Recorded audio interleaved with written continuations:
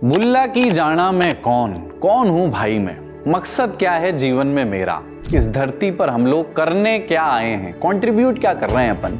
क्या हमारा जीवन एक निरर्थक मौज मस्ती ही है या कोई लार्जर मीनिंग भी है, इसका कोई बड़ा अर्थ भी है। पत्थर से जब हथियार बनाते थे हमारे पूर्वज, तब से हम लोग इन सवालों से जूझ रहे हैं। कोई बहुत ज़्यादा एंजॉय कर रहा हो ना आपके आसपास, उसके कंधे पकड़कर ये वाले सवाल आप उससे पूछ लीजिए। कई पीढ़ियों के अनुत्तरित प्रश्नों का तनाव चेहरे पर आ जाता है। क्या जीवन का रहस्य गीता ज्ञान में है कि कर्म करो फल की चिंता छोड़ दो, या फिर जीवन चारवाक और राजा भाई गुर्जर की नज़र है कि मज़े लो जिंदगी में, चाहे घी जो है उधार लेकर के ही पीना पड़े, या फिर नीत्शे की तरह जीवन अर्थहीन है जो नीत्शे कहते थे, या परस्पर सहयोग ही जीवन का अर्थ है जो कवि शैलेंद्र कहते हैं कि किसी का दर्द उधार लेना ही जीवन है। इसी उहापोह से निकला एक दर्शन जिसने हर व्यक्ति को खुद अपने जीवन का रचयिता माना कि आप अपने एक्शंस से लाइफ का मीनिंग तय करते हैं, क्योंकि जब ख्वाहिशें और मंजिलें हजार हैं तो जीवन का मकसद सबका एक कैसे हो सकता है। इसे ही एग्जिस्टेंशियलिज्म, हिंदी में अस्तित्ववाद कहा गया है। इस दर्शन में कई गुत्थियां भी हैं, आज बात उन्हीं पर करेंगे।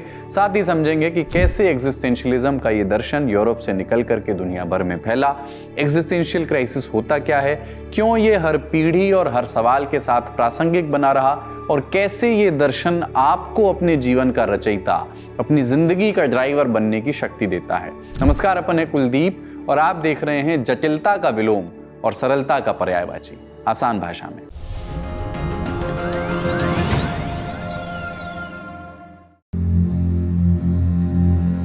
यूरोप में इंडस्ट्रियलाइजेशन ने 20वीं सदी तक भाई साहब गेम बदल दिया था। प्रॉस्पेरिटी के अवसर सिर्फ राजा या सामंतों तक ही सीमित नहीं रह गए थे, कोई भी व्यक्ति तकनीक और इनोवेशन से ऊपर उठ सकता था।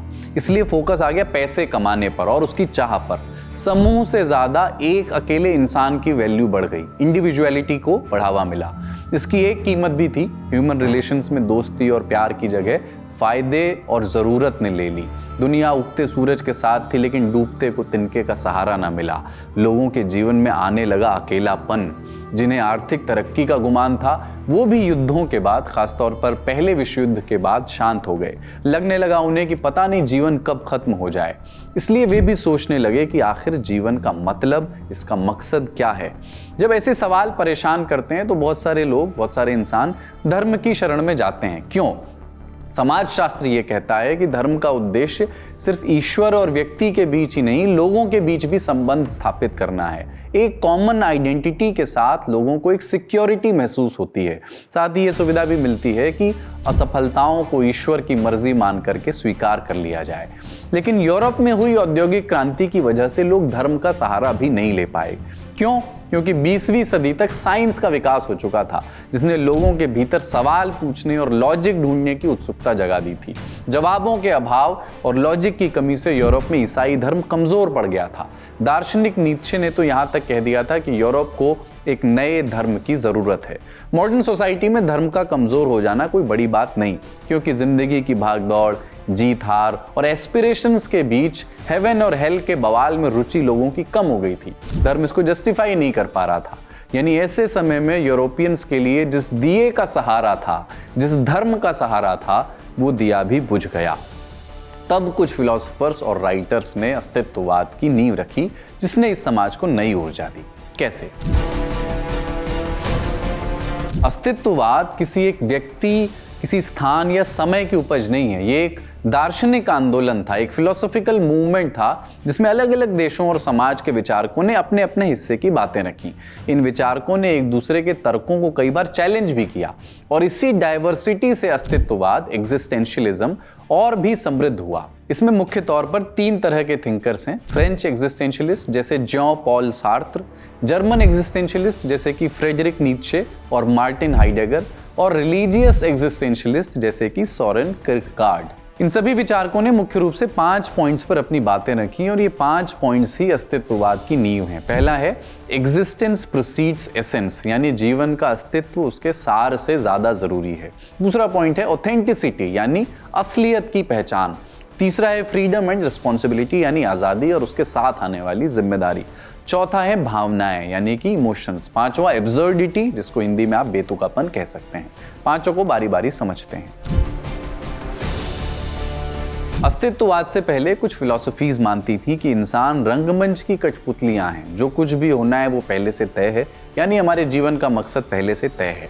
लेकिन हाइडेगर और सार्त्र का कहना था कि इंसान कोरे कागज वाली डायरी लेकर के आते हैं। हमारा एसेंस यानी कि हम कौन हैं, ये बात जन्म के समय तय नहीं होती, बल्कि हम अपनी चॉइसेस और अपने कामों से अपनी पहचान लिखते हैं। जैसे एक कुम्हार घड़ा बनाता है, उसका हर एक छोटा बड़ा स्ट्रोक घड़े में एक बदलाव लेकर के आता है, वैसे ही इंसान का हर एक छोटा बड़ा फैसला उसके एसेंस पर असर डालता है। सार्त्र का कहना था कि इंसान हमेशा भविष्य की ओर देखते हैं, नए सपनों और संभावनाओं को तलाशते हैं, इसीलिए जिंदगी हमेशा बदलती रहती है। इसे ऐसे समझिए जैसे हर दिन आपके सामने एक चौराहा हो और हर रास्ता एक अलग भविष्य की ओर ले जाता हो। अब आप जो भी रास्ता चुनेंगे वो आपकी किस्मत बनाएगा, लेकिन एक बात तय है कि पहले से कोई नक्शा तो बना हुआ है। रामधारी सिंह दिनकर की भाषा में कहें तो जय का समस्त साधन व्यक्ति का अपनी बाहों में रहता है। लेकिन अस्तित्ववाद ये नहीं कहता कि जिंदगी में कोई सीमा नहीं है। सीमाएं हैं, जैसे हमारा शरीर, जन्म स्थान, परिवार या सामाजिक और आर्थिक हालात। मगर जैसे क्रिकेट के गेम में पिच, मौसम और नियम फिक्स्ड होते हैं, उन पर प्लेयर्स का कोई बस नहीं चलता, लेकिन प्लेयर की स्ट्रेटेजी, प्लेयर्स की रणनीति और उनके खेलने का तरीका ये तय करता है कि खेल का नतीजा, उसका रिजल्ट क्या होगा। वैसे ही अगर कोई व्यक्ति गरीबी में जन्मा है तो वो अपनी पृष्ठभूमि जन्म के साथ नहीं बदल सकता, लेकिन वो खुद को शिक्षित करके, मेहनत करके अपना भविष्य जरूर बदल सकता है। अब सवाल आता है कि अगर फैसलों और कर्म से ही जिंदगी बदलनी है तो सही फैसला कैसे लें। इसके लिए अस्तित्ववादियों ने ऑथेंटिसिटी का पैमाना सुझाया है।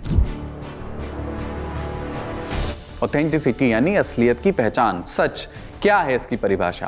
किर्कगार्ड कहते थे कि सच्चाई दो तरह की होती है। पहली ऑब्जेक्टिव, यानी वो जो सबके लिए एक ही है, जैसे दिल्ली भारत की राजधानी है, और दूसरी व्यक्तिगत, जो व्यक्तिगत अनुभव के आधार पर बनती है। एकम सत्य विप्रा बहुधा वदंती, यानी एक ही सत्य को ज्ञानीजन अलग अलग तरह से बताते हैं।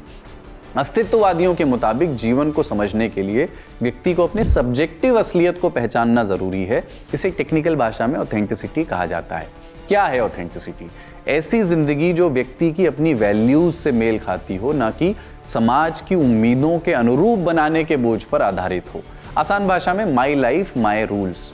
एक रियल लाइफ उदाहरण से समझ लेते हैं। Singer Shankar Mahadevan, family pressure में उन्होंने इंजीनियरिंग की पढ़ाई की, लेकिन दिल उनका संगीत में अटका था। दो विकल्प थे, समाज और परिवार के मूल्यों को चुने और इंजीनियरिंग की नौकरी जारी रखें, लेकिन उन्होंने समाज के बजाय अपने दिल की सुनी और संगीत का रास्ता चुना। And rest is history. लोग क्या कहेंगे के डर पर भी इस दर्शन में चर्चा हुई।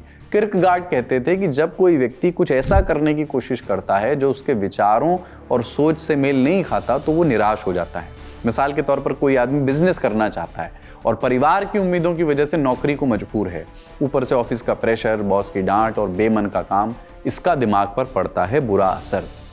कई लोग खुद के बारे में अवेयर हैं, लेकिन I don't have an option की मजबूरी में उन्हें समाज की बात माननी पड़ रही है। इसी से जुड़ा है अस्तित्ववाद का तीसरा पॉइंट, आजादी और उसकी जिम्मेदारी। व्यक्ति की आजादी और उसकी जिम्मेदारी के बारे में अस्तित्ववाद के कई विचारकों ने अपनी बात रखी है। एक एक करके उसको समझते हैं। हेस्लर मानते थे कि व्यक्ति तब आजाद कहा जा सकता है जब वो किसी भी बाहरी दबाव से मुक्त होकर अपनी समझ से फैसला ले, लेकिन इसके साथ व्यक्ति पर एक जिम्मेदारी भी आती है। फैसले लेते समय वो सिचुएशन का एनालिसिस करे, और ये कैसे होगा? हेस्लर इसके लिए सेल्फ रियलाइजेशन यानी आत्मचिंतन का रास्ता सुझाते हैं। ये वही बात जो आपने अपने जीवन में अक्सर सुनी होगी कि खुद को समझो, सुनो, पैशन को फॉलो करो। लेकिन हाइडेगर की आजादी की परिभाषा थोड़ी अलग है। वो इसे और ज्यादा व्यक्ति केंद्रित बताते हैं। उनके मुताबिक आजादी तब है जब व्यक्ति अपने अनुभवों के आधार पर जीवन की सभी संभावनाओं को तसल्ली से तलाशे और फिर अपनी मर्जी से फैसला ले। कुल जमाइए कि जीवन को एक शतरंज के खेल की तरह समझो। आपको आजादी है कि मोहरें आप कौन सी चलोगे, लेकिन फैसले स्ट्रेटेजी से लेने हैं, दूसरों के दबाव में या उनकी नकल करते हुए नहीं। अस्तित्ववाद की फिलॉसफी में सबसे एक्सट्रीम सोच वाले व्यक्ति थे जॉन सार्त्र, फ्रेंच फिलोसोफर। उनके हिसाब से आजादी सिर्फ अनिवार्य ही नहीं है, बल्कि हर बंदा आजाद रहने के लिए बाध्य है। माने हम आजाद रहने की बंदिश से बंधे हुए हैं, एक तरह का ऑक्सीमोरॉन। सार्त्र कहते हैं कि इंसान कभी भी विकल्प विहीन नहीं हो सकता। उदाहरण के तौर पर अगर कोई ये कहता है कि मुझे ये वाला फला करियर चुनना पड़ा क्योंकि मेरे परिवार ये चाहता था, तो सार्त्र के मुताबिक वो सिर्फ बहाना बना रहा है कि उसके पास अपनी तरह की जिंदगी जीने का मौका नहीं है। उनके हिसाब से जिंदगी खुला खेल है साहब, आपके फैसले ही आपका भविष्य तय करते हैं। आप हिम्मत दिखा करके अगर फैसले लेंगे तो भविष्य भी बदल जाएगा, लेकिन उसके रिजल्ट की जिम्मेदारी भी फिर आपकी है। लेकिन इंसान अपने जीवन में सिर्फ करियर और प्रोफेशनल लाइफ में ही नहीं बंधा रहता, भावनाएं, इमोशंस इंसानी जीवन का बहुत अहम पहलू होती हैं। इसलिए अस्तित्ववादियों ने भावनाओं को अपनी फिलॉसफी का अहम हिस्सा बनाया। नीचे मानते थे कि इंसान की भावनाएं और उसकी प्रवृत्तियां, उसकी इंस्टिंक्ट्स जीवन की असली ऊर्जा हैं, लेकिन आधुनिक समाज में तर्क और गिल्ट की वजह से ये भावनाएं दबा दी गई। कैसे? जैसे आपको ऑफिस की पॉलिटिक्स दिखती है, आपको वो मानसिक तौर पर परेशान भी करती है, लेकिन आप अपनी भावनाएं बयान नहीं कर सकते, वरना आपकी तकलीफें और बढ़ जाएंगी। इसलिए कई लोग अवसाद में चले जाते हैं। ये नौबत ना आए इसलिए नीत्शे भावनाओं को व्यक्त करने पर, एक्सप्रेस करने पर जोर देते हैं। हाइडेगर का विचार कुछ अलग है। वो भावनाओं को सिर्फ व्यक्तिगत अनुभव नहीं मानते, उन्होंने ये बताने की कोशिश की कि कैसे ये भावनाएं हमें हमारे आसपास की दुनिया से जोड़ती हैं और हम अपने जीवन और परिवेश को किस तरह से अनुभव करते हैं। यानी भावनाओं को आप कमरे की रोशनी की तरह समझिए। वही कमरा दिन की तेज रोशनी में अलग लगता है और शाम को मंद मोमबत्ती की रोशनी में अलग। इसी तरह हमारी भावनाएं हमारे दुनिया को देखने के नज़रिए को बदल देती हैं। जैसे खुशी में एक्साइटमेंट होता है, सब कुछ अच्छा लगता है, जबकि उदासी में सुंदर चीज़ें भी फीकी लगती हैं। हाइडेगर ने एंग्जाइटी जैसी फीलिंग्स पर भी बात की। उनके मुताबिक एंग्जाइटी से लड़ना हमें ज़िंदगी की एक जटिल हकीकत को समझने और जीने में मदद करता है। ये भी कहते हैं वो कि इनसिक्योरिटी और एंग्जाइटी से भागने के बजाय इसे स्वीकार करना इंसान को पर्सनल ग्रोथ की ओर ले जाता है। इसके बरक्स सार्थ के मुताबिक भावनाओं की एक यूटिलिटी है। वे इंसानों को अपने फैसले लेने की आज़ादी और उसके रिजल्ट की जिम्मेदारी के बीच बैलेंस बनाने में मदद करती हैं। मान लीजिए राहुल, अपने माता पिता का अकेला लड़का, उसके पास ये मौका है कि वो विदेश में करोड़ों की नौकरी करके सेटल हो जाए, या फिर पेरेंट्स के बुढ़ापे में उनका साथ दे यहीं रहकर। ऐसी सिचुएशन में राहुल अपना चुनाव भावनाओं के आधार पर ही करेगा। अस्तित्ववादियों के हिसाब से भावनाएं कोई टेम्परेरी एक्सपीरियंस नहीं है, ये हमारे दुनिया को देखने के नज़रिए और निर्णय लेने के तरीके को आकार देती हैं। किर्कगार्ड के हिसाब से एब्सर्डिटी यानी बेतुकापन तब पैदा होता है जब इंसान में तर्क करने की शक्ति खत्म हो जाती है। उनका कहना था कि यह बात बेतुकी है कि ईश्वर जीसस क्राइस्ट जैसे मानव रूप में आए, लेकिन आस्था के लिए यह बात आवश्यक है। लेकिन किर्कगार्ड आस्था के खिलाफ नहीं थे। उनका कहना था कि जिंदगी में कई बार सभी तर्क फेल हो जाते हैं, तब जीवन के विरोधाभासों को अपनाने के लिए आस्था की शरण लेनी चाहिए। इसे एक थॉट एक्सपेरिमेंट से समझते हैं। मान लीजिए आप एक घने और अंधेरे जंगल के बीचों बीच फंसे हैं और इस समय आपका साथी तर्कों को किनारे करके ये कहे कि आगे थोड़ी दूर पर एक कस्बा हो सकता है, तो उसकी बात पर भरोसा करना ज्यादा फायदेमंद है। हाइडेगर ने अपने विचारों में सीधे एब्सर्डिटी का जिक्र नहीं किया है, लेकिन वो जीवन की आधारहीनता की बात करते हैं। उनके हिसाब से जीवन का कोई स्थायी आधार नहीं है और ये आधारहीनता ही लोगों की एंग्जाइटी का कारण है। उदाहरण, आपने एक दिन पहले ही 10,000 रुपए के शेयर्स खरीदे। एक ऐसी कंपनी के शेयर्स थे ये जिसका दाम पिछले 1 महीने में डबल हो गया है। जैसे ही आपने शेयर खरीदे, अगले दिन उस शेयर की वैल्यू गिरने लगी। ये एक तरह की एब्सर्डिटी है जिससे एंग्जाइटी की फीलिंग आना स्वाभाविक है।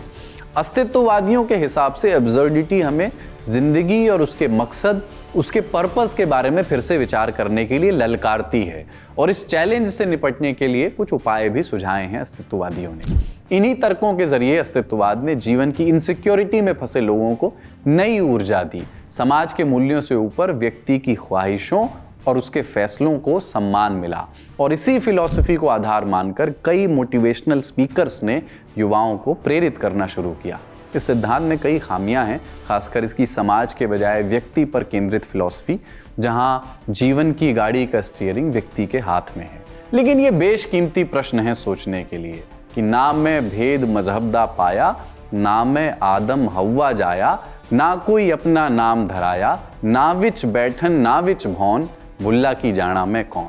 ये एपिसोड लिखा आकाश सिंह ने। मैं कौन हूं की तलाश जारी रहे।